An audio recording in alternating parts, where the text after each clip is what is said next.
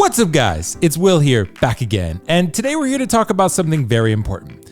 Hot toys collecting is hard. I've been collecting hot toys for almost 7 years now, and in that time I've had a lot of different experiences that have helped me navigate the hobby and all the changes that happen from year to year. So I'm hoping that my personal insights in the 7 years I've been collecting can help you in your personal hot toys collecting journey. And maybe I can even spare you from making some of the same mistakes that I made. Nonetheless, before we get started, make sure to click that like button, click the subscribe button, and click the notification bell so you're notified when content goes live on this channel. That said, let's get into it.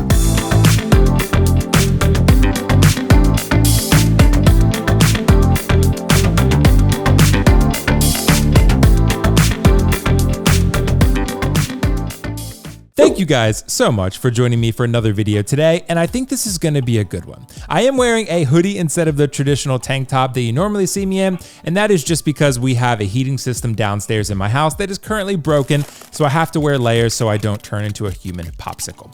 Nonetheless, we're here to talk about hot toys collecting today, and like I mentioned earlier in the video, it is difficult. Hot toys collecting is difficult because it's easy to spend money on hot toys, but it's difficult to build a hot toys collection that you're satisfied with. There are many great hot toys figures, some disappointing ones, and even some that you'll simply just lose interest in.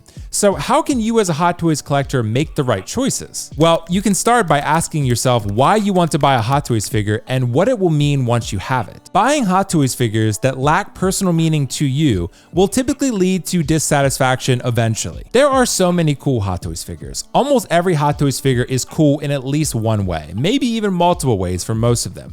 But I think the trick long term is buying figures that are going to make you feel fulfilled as a collector in the long term, make the hobby feel sustainable to you. Because if you're buying figures simply because they look cool, those are going to be the first figures that you rid of when the rubber hits the road and you start to run out of space or you need funds for other endeavors, which it eventually will. And this isn't to say that you can't buy a figure simply because it looks cool from time to time. It's just my recommendation that you not make a habit of it, because I think in the long term, you're going to want to fill those spaces with figures that have more sentimentality and more sentimental value to them that I think are going to make your collection feel better to you and higher quality. And maybe this is a matter of personal preference, but I really like seeing collections that feel individual, like they have personal character to them. When you walk into my collection room, you say, that's Will's collection. I know he loves The Last of Us. I know he loves the PlayStation video game series like Ghost of Tsushima and Final Fantasy VII Remake.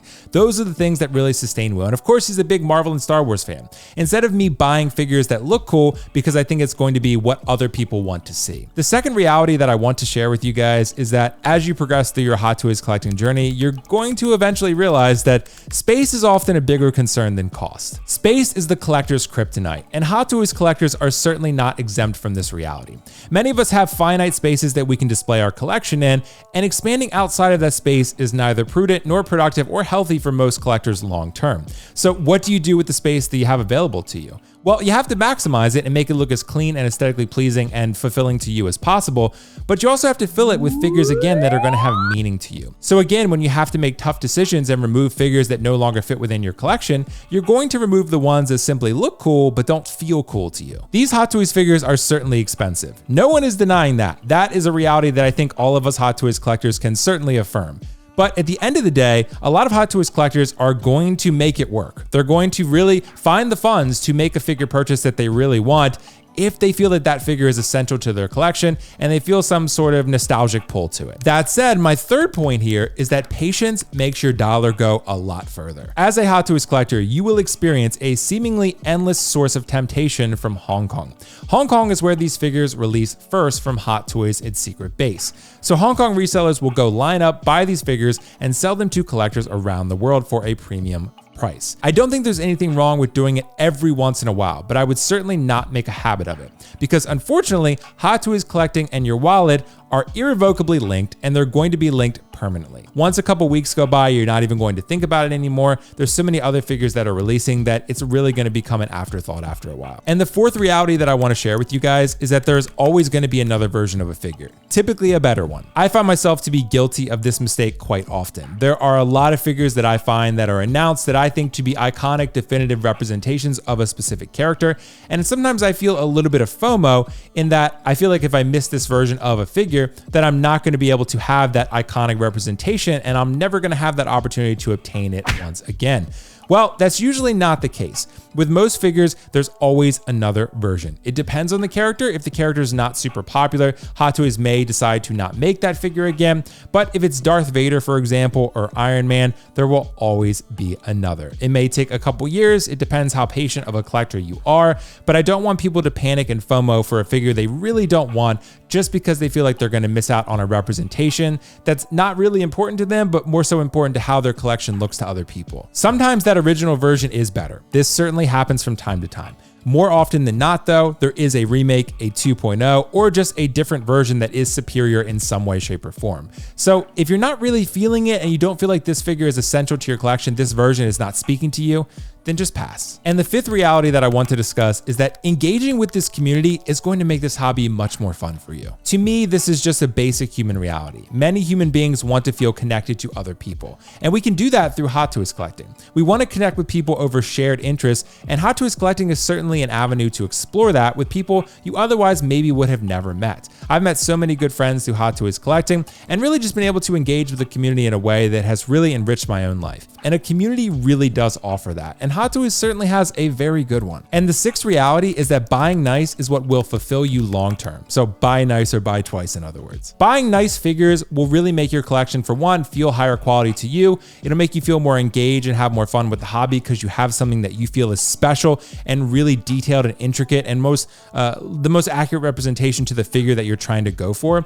I think that's really what's going to make you feel happy and excited about what you have. But if you unbox a figure and you're saying like, I kind of see what they were going for, but it's not that great, but it's good enough for now for representation. I don't think that's the type of strategy that's going to make you feel happy and most fulfilled long term.